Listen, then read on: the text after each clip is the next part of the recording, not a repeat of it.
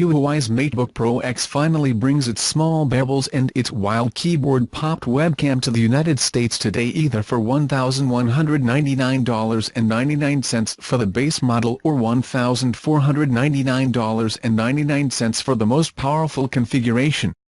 On paper, those are some very good prices for the hardware that Huawei offers in the Matebook Pro X. Both models offer the same 13.9-inch and 3000x2000 touchscreen that Huawei claims to offer, a screen-by-body ratio of 90:100.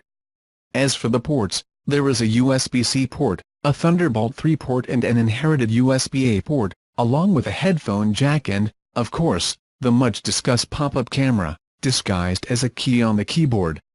As for the internal specifications, the $1,199.99 model offers an 8th-generation Intel Core i5-8250U processor with integrated graphics, 8 GB of RAM and a 256 GB NVMe PCIe SSD.